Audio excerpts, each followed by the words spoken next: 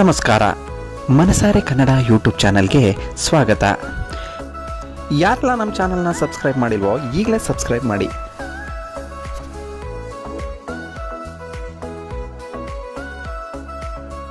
ನಾವಿವತ್ತು ಸ್ವರ್ಗನೇ ಕೈಗೆಟುಕುವಂಥ ಜಾಗಕ್ಕೆ ಹೋಗ್ತಾ ಇದ್ದೀವಿ. ಅದೇ ರಾಣಿ ಜರ್ರಿ ವ್ಯೂ ಪಾಯಿಂಟ್. ಚಿಕ್ಕಮಗಳೂರಿಂದ 70 ಕಿಲೋಮೀಟರ್ ಹಾಗೂ ಮೂಡಿಗೆರೆಯಿಂದ 41 ಕಿಲೋಮೀಟರ್ ಅಂತರ ಇರೋ ಈ ವ್ಯೂ ಪಾಯಿಂಟ್ ನೋಡಲು ನಯನ ಮನೋಹರ, ಮಂತ್ರಮುಗ್ಧಗೊಳಿಸುವ ತಾಣ ಇದು. ಪ್ರಕೃತಿ ಪ್ರಿಯರಿಗೆ ಮತ್ತು ಚಾರಣ ಉತ್ಸಾಹಿಗಳಿಗೆ ಉತ್ತಮವಾದಂಥ ಸ್ಥಳ. 4 ಕಿಲೋಮೀಟರ್ ಟ್ರೆಕ್ಕಿಂಗ್ ಮಾರ್ಗ, ಕಡಿದಾದ ಮಣ್ಣಿನ ರಸ್ತೆ, ಹಾಗಾಗಿ ಜೀಪಿನಲ್ಲಿ ಸಂಚಾರ ಉತ್ತಮ. ಚಿಕ್ಕಮಗಳೂರು ಕಡೆ ಹೋದರೆ ಈ ಜಾಗ ಮಾತ್ರ ಮಿಸ್ ಮಾಡಿಕೊಳ್ಳೇಬೇಡಿ.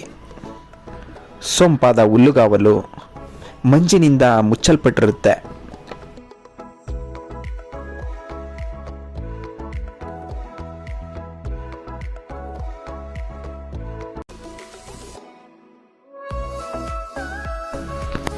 ಕೈಗೆಟುಕುವ ಮೋಡಗಳು ವರ್ಷಪೂರ್ತಿ ಹಿಮದ ರಾಶಿಯಿಂದ ತಂಪಾದ ವಾತಾವರಣದಲ್ಲೇ ಇರುತ್ತೆ. ಈ ಶಿಖರವನ್ನು ಕಣ್ತುಂಬಿಕೊಳ್ಳೋದು ಒಂದು ಸುಂದರ ಅನುಭವ.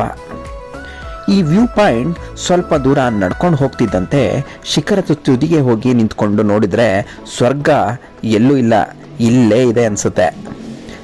ಇಲ್ಲೇ ನಮ್ಮ ಕಣ್ಮುಂದೆ ಈ ಅದ್ಭುತ ನಯನ ಮನೋಹರವಾದ ದೃಶ್ಯವನ್ನು ನಾವು ಕಣ್ತುಂಬ್ಕೋಬೋದು.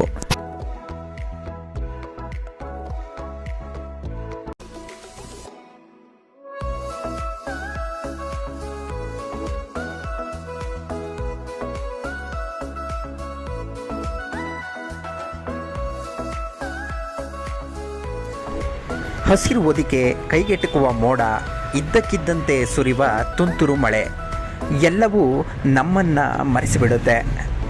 ಪಶ್ಚಿಮ ಘಟ್ಟಗಳ ಮತ್ತೊಂದು ಗರಿಮೆ ಈ ತಾಣ.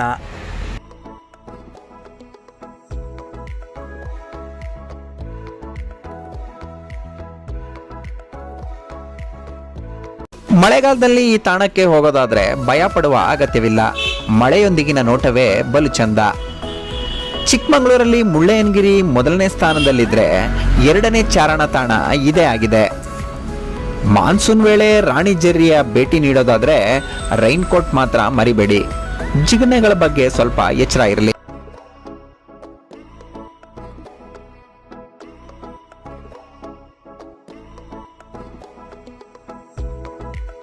ಹೀಗೆ ನಮ್ಮ ಚಾನಲ್ನ ಸಪೋರ್ಟ್ ಮಾಡ್ತಾ ಇರ್ರಿ. ಮತ್ತೊಂದು ವಿಡಿಯೋದೊಂದಿಗೆ ಮತ್ತೆ ಸಿಗ್ತೀನಿ. Thank you.